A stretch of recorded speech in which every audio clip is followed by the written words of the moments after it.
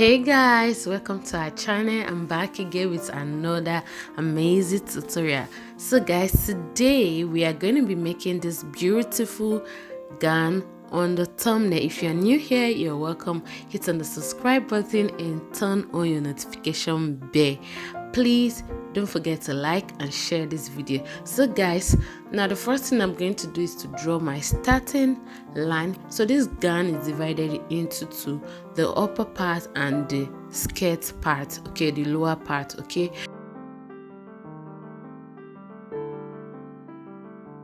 The half length I'm working with is 8 inches plus 1 inch for my allowance, so I have 9 inches altogether. So at this point I discovered that it was not equal, so I had to trim and make the upper part equal. Okay, that's what I'm doing basically. I'm going to go ahead and measure the half length plus 1 inch, which is 9 inches. Half length is 8 inches plus 1 inch because I'm going to be joining the shoulder, and also we are going to be joining the lower part to the skirt part. Okay, so I'm just going ahead to mark my 9 inches all the way across the fabric. Okay, so for this gown we are going to be cutting the sleeve alongside with the bodice. Okay, now at this point I'm marking the shoulder measurements I'm working with. It is 9 inches divided by 2 will give you 4.5, so I just mark 4.5, okay, for my shoulder measurement. And then I marked for the sleeve, I marked 8.5 for the sleeve. Okay, so I'm also going to be adding a band later. Okay,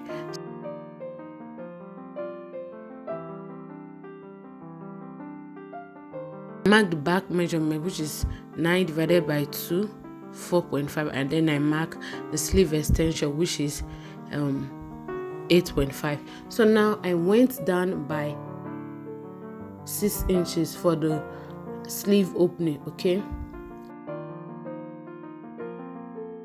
the sleeve opening I'm going to be using is 6 inches, so I went down by 6 inches.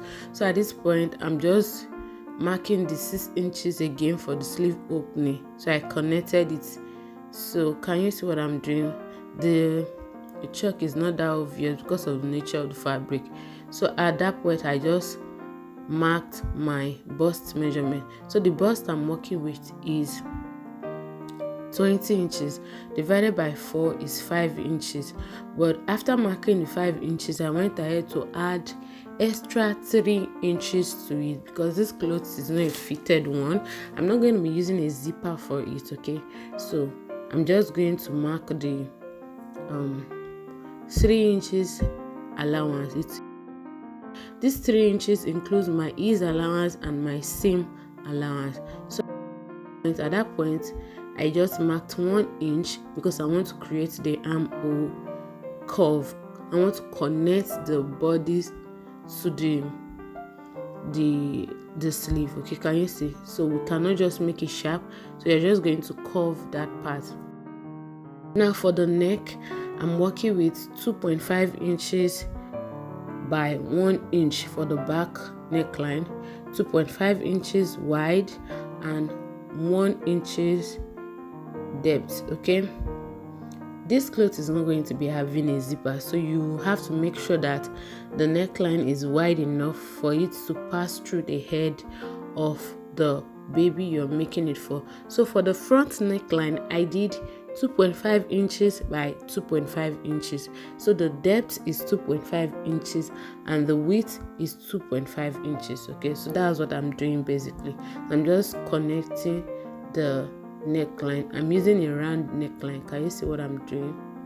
The chalk is not that obvious because of the nature of the fabric. So I'm just connecting my neckline like this. So after that I'm just going to go ahead and mark my shoulder slope. I used half an inch for the shoulder slope because it's a baby's clothes, so I use half an inch. For an adult you use 1 inch. So at this point I'm just going to go ahead and start cutting. First I cut the lower part, and then from the bodice connected it to the sleeve, and then the sleeve opening. Can you see? And then now the neckline and then the shoulder slope. So I first cut the neckline for the back, and then I'm going to separate it and remove the back and then cut my front neckline. Remember I said for the front it is 2.5 inches by 2.5 inches. So at this point I'm just cutting my neckline for the front. So now at this point I was done cutting. That's the front, and then I'm placing the back on top of it for you to see. Now I'm going to be cutting the lower part of the gown, which is the flare, and then I'm using a doll face for it. I used less than 1 yard of doll face for the lower part. So what I'm going to do is that the waistline I'm working with is 20 inches. So if you are cutting a 360-degree flare, you're supposed to divide it by 6.28. So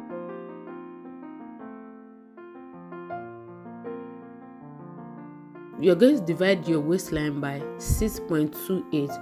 okay, so when I divided it I got 3 inches approximately. So but because I want that waistline to be free, because I'm going to be using an elastic for the clothes, so I decided to add extra 1 inch to it. So I'm marking 4 inches at the waistline all the way around.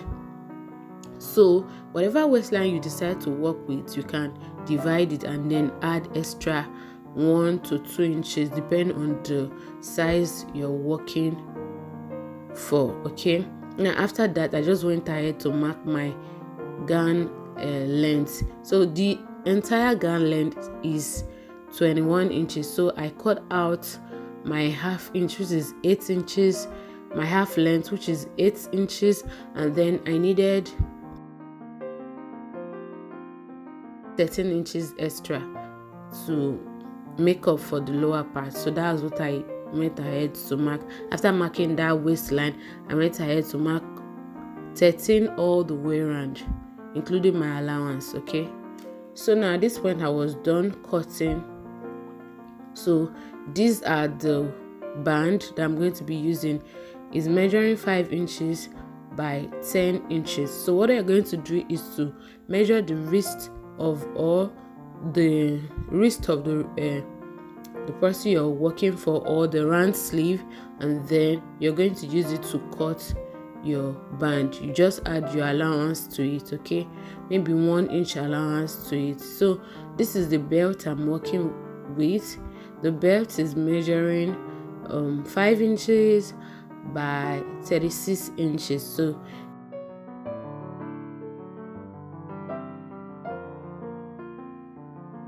it is 36 inches long, okay, and 5 inches wide. Okay, if you have more fabric, you can decide to increase your measurement. You can make it 40, 45, or even 50. So right now I'm going to start by joining this fabric together.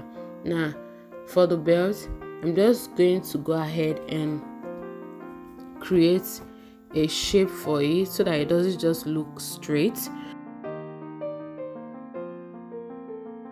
Folding it into two like this, and then I'm just going to slant it a little bit to create that curve effect.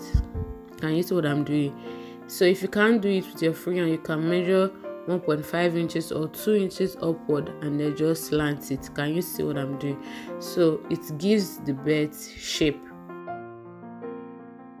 So at this point I was done doing that, and then okay, so I'm just going to join the belt like I've said earlier. Okay, so I'm going to use this bias to turn the lower part of the skirt. Okay, and then the belt, I'm going to join it and leave 2 inches opening at the middle, okay, for me to turn it inside out. So initially I wanted to use bias to turn the neckline, but I later changed my mind. I had to cut facing for it. If you have been following this channel, you should know what facing means. Okay, so at this point I was done turning the belt. Can you see? And I left the opening. That is where I turn it inside out from. So these are the belt. I just stitch both sides and turn it inside out. I folded it to 2 and then stitch both sides and I turn it inside out. So guys, while I was working, there was no light, but I needed to finish up those clothes. Okay, so I have also turned the lower part, the lower part of the skirt with my bias. Okay, I was done turning the neckline with facing, can you see? And I also joined the shoulders of the top. Okay, so those are the band I'm going to be using. I'm just going to go ahead and pleat that part to fit in the band. Okay, I'll just pleat. I think I've created 4 pleats each for it to fit in. So it depends on the size you're working for. If you want it more fuller, it means that you're going to, if you want to create more pleats, it means that you're going to increase the sleeve opening. You can use 8, you can even use 9 if you want to get more puffiness and more pleats at that region. So after I'm done joining that place to the band, I'm going to close the side, but I'm going to join it to the band first and then close the side.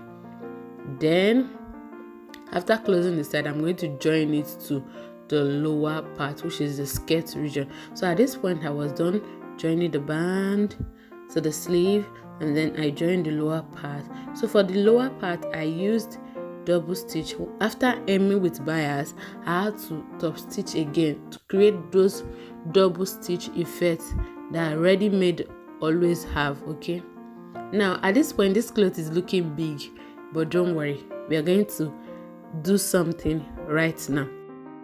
Now we're going to be using that 1/2 inch elastic.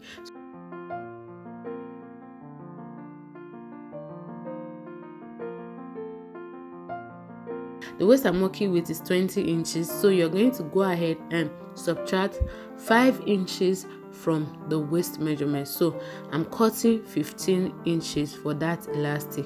So I'm just going to flip it to the wrong side like this, and then I'm going to open it up like this and then place I'm flipping the allowance to the upper part, not to the skirt region. Okay, so I'm going to place it like this and start stitching. While I stitch, I'll be pulling the elastic.